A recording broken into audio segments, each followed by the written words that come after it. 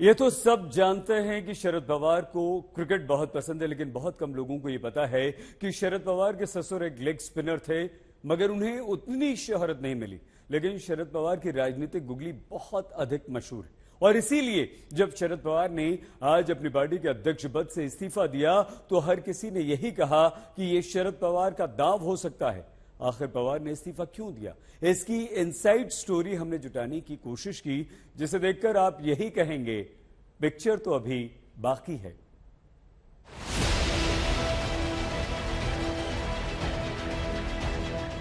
दिसंबर 2015 मौका था नई दिल्ली में शरद पवार की आत्मकथा के विमोचन का, जिसमें प्रधानमंत्री नरेंद्र मोदी ने शरद पवार की खूब तारीफ की। जब हम छोटे थे तो सुना करते थे, पूरे शब्द तो याद नहीं है लेकिन ऐसा सुनते थे, अमल करो ऐसा अमन में, जहां से गुजरे तुम्हारी नजरें वहां से तुम्हें सलाम आए। आज शरद राव जी का जीवन देखते हुए लगता है कि जहां भी उनकी नजर गुजरेगी सब दूर से उनको सलाम आएगी। लेकिन प्रधानमंत्री मोदी अपना भाषण खत्म होने से पहले शरद पवार के बारे में सबसे अहम बात कहते हैं, बताते हैं कि उनसे बड़ा सियासी मौसम वैज्ञानिक देश में कोई दूसरा नहीं है। शरद राव में किसान वाली क्वालिटी भी है।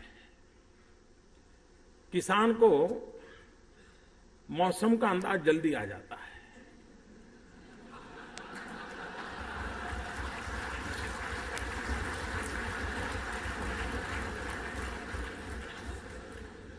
शरद राव ने उस गुण का राजनीति में भरपूर उपयोग किया है।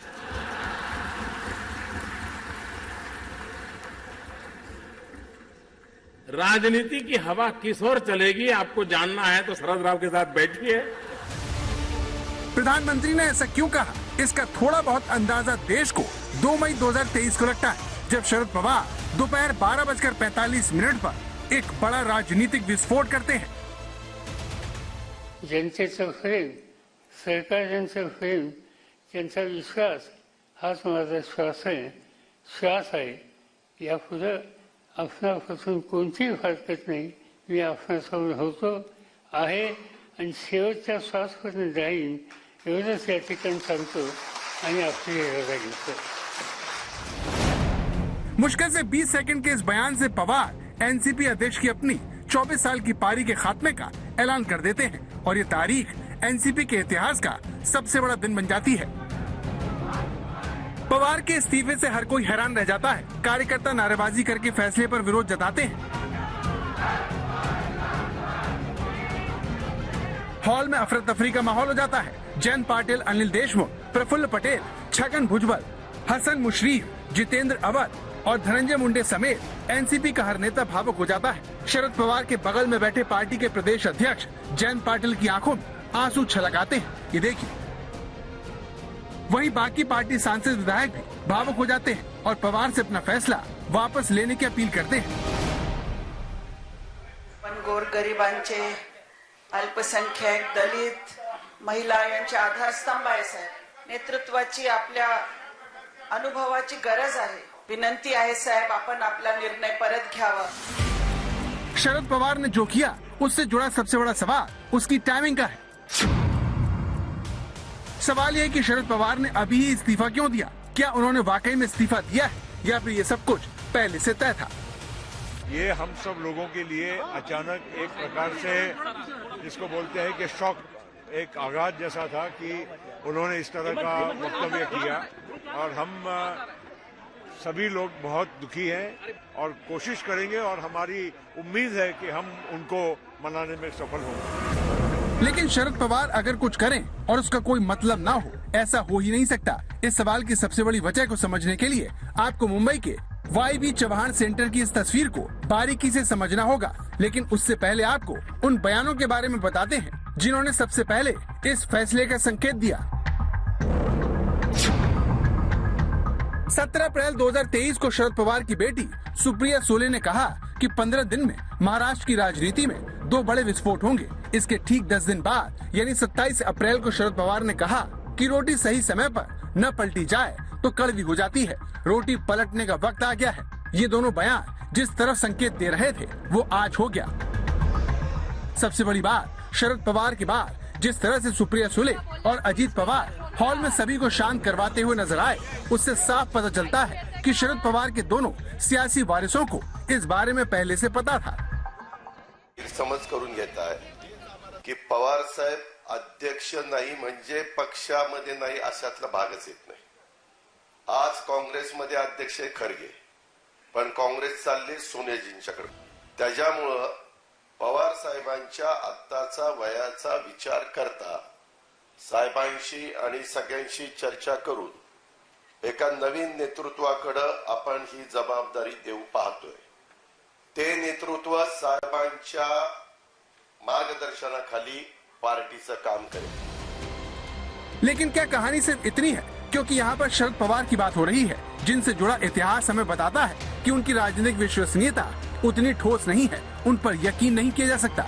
इसीलिए सवाल उठ रहे हैं कि क्या शरद पवार ने इस्तीफे की स्क्रिप्ट पहले से तैयार कर रखी थी, और क्या शरद पवार जानते थे कि आगे क्या होने वाला है? किसान को मौसम का अंदाज जल्दी आ जाता है। शरद राव ने उस गुण का राजनीति में भरपूर उपयोग किया है। राजनीति की हवा किस ओर चलेगी आपको जानना है तो शरद राव के साथ बैठिए। तो क्या महाराष्ट्र के इस चाणक्य ने सोच समझकर अपनी किताब के विमोचन करने के लिए महाराष्ट्र भर से अपने करीबी नेताओं, समर्थकों और कार्यकर्ताओं को मुंबई बुलाया? ये देखिए, एनसीपी का छोटे से लेकर बड़ा नेता इस कार्यक्रम में पहले से मौजूद था। वो चाहे बेटी या भतीजा हो या फिर छगन भुजबल, अनिल देशमुख जैसे नेता। शरद पवार की पत्नी भी उनके साथ यहाँ मौजूद थी। जैसे ही कार्यक्रम खत्म होता है, शरद पवार अचानक से इस्तीफे का मास्टर स्ट्रोक खेल देते हैं और पार्टी के नेता कार्यकर्ता भावुक हो जाते हैं। यही नहीं, अपने फैसले को फाइनल बताने वाले शरद पवार भी सुर बदल लेते हैं और इस्तीफा देने के 6 घंटे बाद भी शरद पवार से जुड़ी 2 बड़ी खबरें एक के बाद एक सामने आती हैं। शाम 6 बजे के करीब एनसीपी की तरफ से पता जाता है कि रोहित पवार, छगन भुजबल और पार्टी के वरिष्ठ नेताओं से मुलाकात के बाद शरद पवार ने इस्तीफे पर दोबारा विचार के लिए 2 से 3 दिन का वक्त मांगा है और कार्यकर्ताओं से प्रदर्शन तुरंत रोकने को कहा है। लेकिन इसके घंटे भर बाद ही एनसीपी के सूत्र बताते हैं कि अगर शरद पवार नहीं मानते हैं तो फिर सुप्रिया सुले को पार्टी की कमान मिल सकती है। अब सवाल है कि क्या शरद पवार ने बेटी को पार्टी की कमान सौंपने के लिए इस्तीफा दिया ताकि 82 साल के हो चुके शरद पवार अपने सामने पार्टी को नए नेता के साथ जमते हुए देख सके, या फिर ये भतीजे अजीत पवार के बीजेपी के साथ जाने की अटकलों का नतीजा है ताकि इस्तीफे का इमोशनल कार्ड चलकर अपने पीछे पार्टी को एकजुट किया जा सके। सवाल कई है और जवाब सिर्फ शरद पवार के पास ही है, जिनकी बात पर यकीन करने का भरोसा कम से कम इतिहास तो नहीं देता। साहिल जोशी के साथ ऋत्विक भालेकर, मुंबई, आज तक।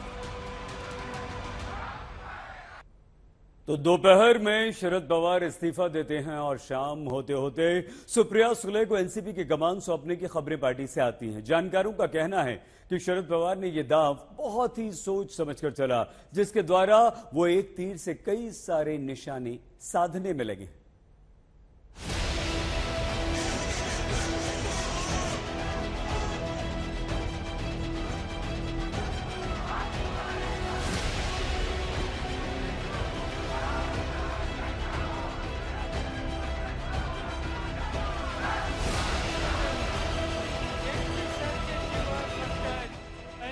साल पहले की इन तस्वीरों ने महाराष्ट्र के विधानसभा चुनाव को पलट कर रख दिया था।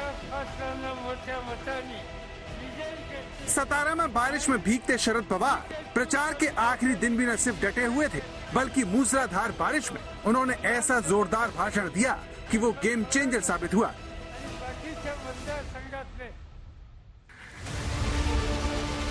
हिंदुस्तान की सियासत का ऐसा कोई बड़ा खिलाड़ी नहीं है जिसका कनेक्शन पवार की पावर से ना हो।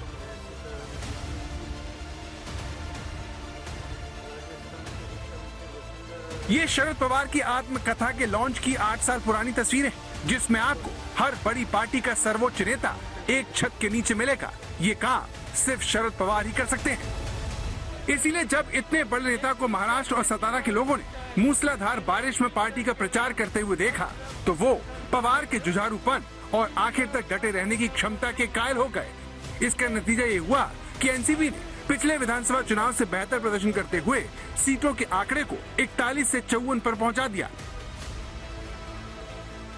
लेकिन क्या पवार की सियासी विरासत को खतरा है और क्या इसीलिए उन्होंने इस्तीफा देने का दांव चला है? इस सवाल की वजह अजीत पवार हैं, जिन्होंने पवार के इस्तीफा देने के फैसले को बार बार सही ठहराया। ये देखिए।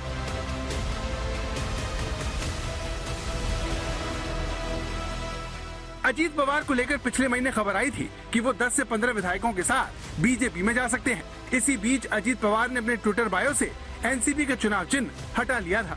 21 अप्रैल को एनसीपी ने कर्नाटक के चुनाव के लिए अपने स्टार प्रचारकों की सूची जारी की, लेकिन इसमें वरिष्ठ नेता अजीत पवार का नाम शामिल नहीं था। इसी दिन अजीत पवार मुंबई में एनसीपी की एक बैठक में शामिल नहीं हुए। आपको बता दें कि अगर सुप्रीम कोर्ट शिंदे गुट के विधायकों को अयोग्य करार देती है तो सरकार बचाने के लिए एनसीपी विधायकों की जरूरत होगी। ऐसा भी कहा जा रहा है कि अगर सुप्रिया सुले को पवार ने पार्टी की कमान सौंपी तो नाराज अजीत पवार बीजेपी की तरफ जा सकते हैं, लेकिन पवार की वजह से बीजेपी खुलकर कुछ नहीं कह पा रही। देखिए, ये उनका व्यक्तिगत फैसला है और राष्ट्रवादी कांग्रेस का एक आंतरिक मामला है और इस समय उसके ऊपर चर्चाएं भी चल रही है, मंथन भी चल रहा है और पार्टी किस निर्णय तक जा रही है इस बारे में हमें कोई अंदेशा भी नहीं है। तो मुझे ऐसा लगता है कि इस पर अभी बात करना ये बहुत प्रीमेच्योर होगा, इसलिए मैं अभी इसके ऊपर कोई टिप्पणी नहीं करना चाहता। हम परिस्थिति पर नजर रखे हैं, उचित समय पर इस पर बोलेंगे। बीजेपी भी जानती है कि पवार की बिना सहमति के अजीत पार्टी नहीं तोड़ सकते। 2019 में ऐसा हो चुका है। माना जा रहा है कि शरद पवार सुप्रिया सुले को एनसीपी का अध्यक्ष बनाने वाले हैं, इसीलिए उन्होंने पहले इमोशनल दांव चलकर पार्टी को एकजुट किया और अब सुप्रिया सुले को कमान सौंपने की बात सामने आ रही है। मौजूदा हालात में अगर अजीत पवार इस फैसले का विरोध भी करते हैं तो पार्टी में ज्यादा टूट-फूट का खतरा नहीं होगा। मुझे ऐसे लगता है कि ये शरद पवार का गुगली है। शरद पवार का जो पवार पॉलिटिक्स होता है या पवार पावर होती है, उसका ये डिसीजन है, उसका ये निर्णय है। अजित पवार को बीजेपी में जाने से रोकने के लिए वो शरद पवार ने लिया है और शरद पवार ने सबको धक्का दिया है इस निर्णय से। ये फिलहाल भले ही कयास हो, लेकिन शरद पवार के काम करने के स्टाइल को देखते हुए इससे इनकार नहीं किया जा सकता। शरद राव की विशेषता रही है, जो मानते हैं वो करने में उनको कोई झिझक नहीं देते। मुझे भी कभी एक बार मैं इजराइल उनके साथ गया था, काफी दिन साथ में थे, तो मुझे एक बात बताते थे कि मोदी जी, आप लोगों का प्रॉब्लम यह है कि आप लोग इमेज कॉन्शियस ज्यादा हो। आप परवाह मत करो, जो मर्जी पड़े करते रहो। शरद पवार शुरुआत से अपनी मन की करने वाले नेता रहे हैं, जो 1980 में इंदिरा गांधी से बगावत करने से नहीं चूकते। साल 1999 में सोनिया गांधी के विदेशी मूल का मुद्दा उठाकर कांग्रेस तोड़ देते हैं और फिर सोनिया गांधी के नेतृत्व में ही 10 सालों तक काम करने से भी नहीं हिचकते। His friendships with his political opponents and adversaries are legendary. In the modern language of IT, his networking skills are formidable. ऐसा भी कहा जा रहा है कि पार्टी को एकजुट करने के लिए पवार ने बाल ठाकरे जैसा इस्तीफे वाला दांव चला है। ये बात साल 1992 की है, जब बाला साहेब ठाकरे उद्धव और राज की पार्टी के मामले में दखलंदाजी से नाराज थे। इसके जवाब में उन्होंने सामना में एक लेख के जरिए परिवार समेत शिवसेना पार्टी छोड़ने का ऐलान कर दिया।